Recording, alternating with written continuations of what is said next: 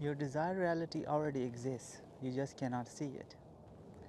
And you can't see it because your belief in linear time and your belief in your own intellect, your reliance upon your own intellect, and that goes literally that's the first principle of manifestation, that you cannot rely on your intellect, because manifestation is literally bringing something from nothing, right? Well, not really nothing, because it already exists. It's just that you cannot see it, so bringing the unseen, seen from unseen. And so why you cannot see it? Because we live in a world of perception. We do not live in an actual objective reality. We live in a reality of perception. And this is why parallel realities exist, and everybody is living in their own sort of whole universe. And but we share a collective reality in this experience. Uh, it's like a big game, a big game server, and everybody has joined that server. So there are some collective events that are happening. Meanwhile, everybody is going on their own quest. They are living their own quest. They are winning and losing their own battles, and they are living in their own. They are playing their own games. And so, let's think for a moment that, let's say, somebody desires to be married, right? And in this video, I will not talk about specific things, because specific things are a different subject. I want to show you that your reality, desired reality, already exists, right? And recently I had a call with a client, and they were talking about uh, that they started using law of assumption, and they assumed that there is a perfect person for them that has showed up in their life, and a perfect person did show up in their life, right, in a few weeks. And so the point is that if you desire a certain amount of wealth, that wealth already exists. This world is literally loaded with money, right? If you want a certain type of job, that job already exists. Your ideal house is already built somewhere. Your ideal kind of life that you want to live already exists somewhere. And so why you don't see it? Why you don't even see the possibility of it? Because you cannot see the bridge that bridges you from your current reality to that dream reality that you want to live in. Just like when I was in Malaysia and I wanted to come to Russia and get married and start a life here, I couldn't see a bridge between my life there and here. I couldn't see it. So my intellect couldn't see it. My intellect couldn't see it.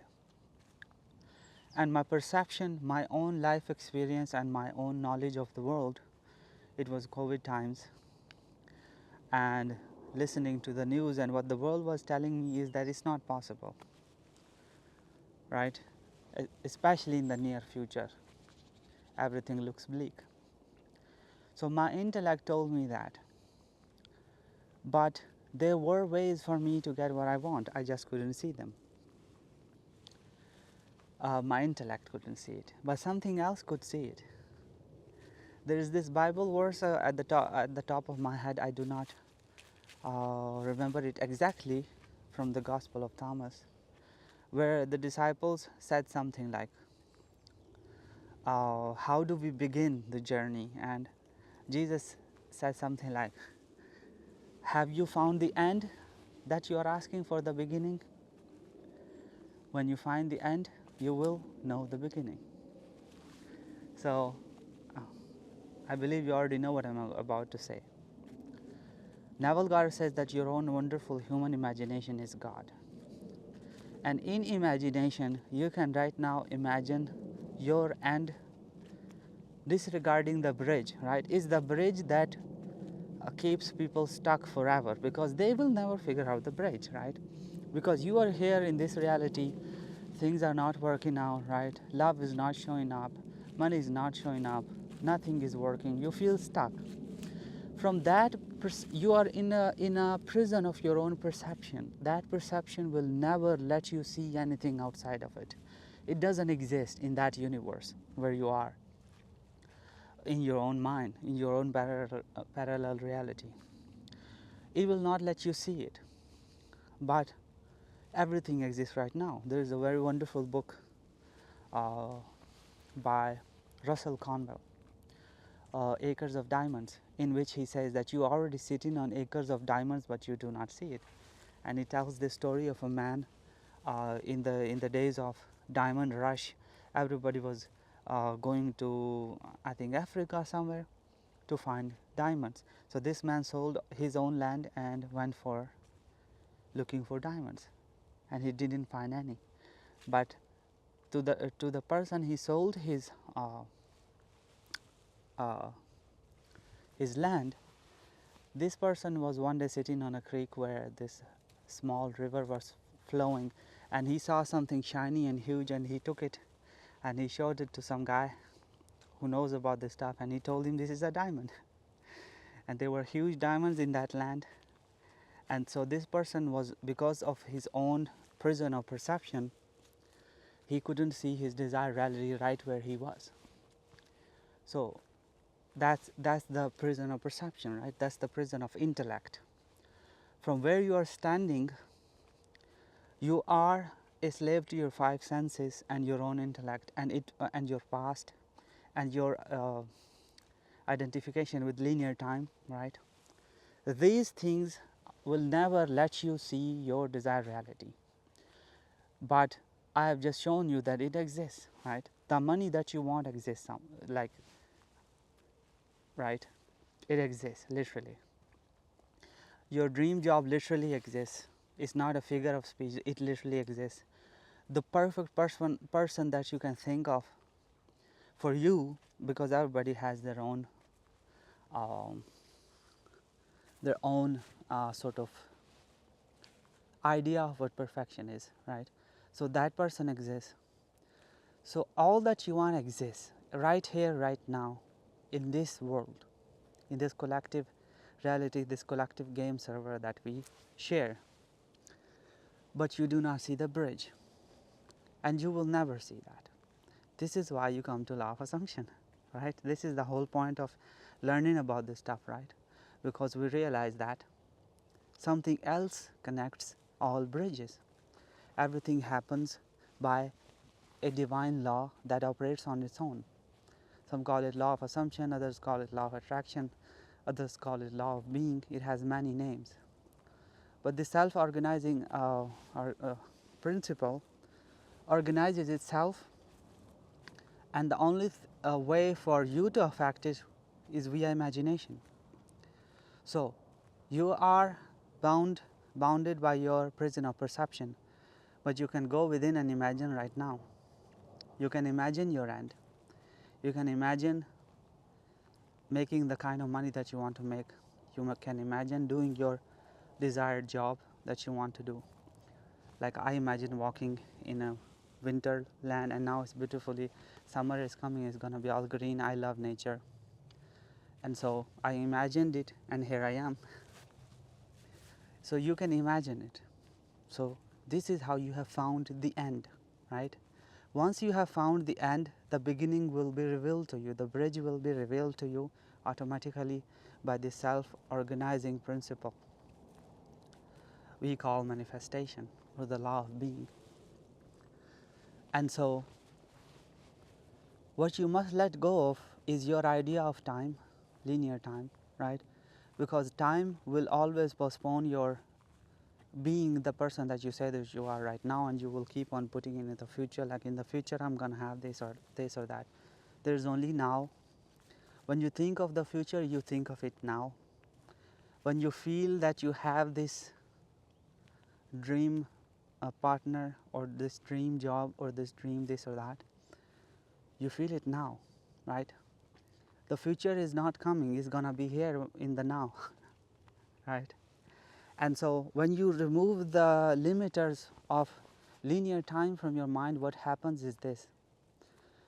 To conceptualize this idea, if you think something could take you 3 years, universe has ways of bringing it in 3 months or a week, right?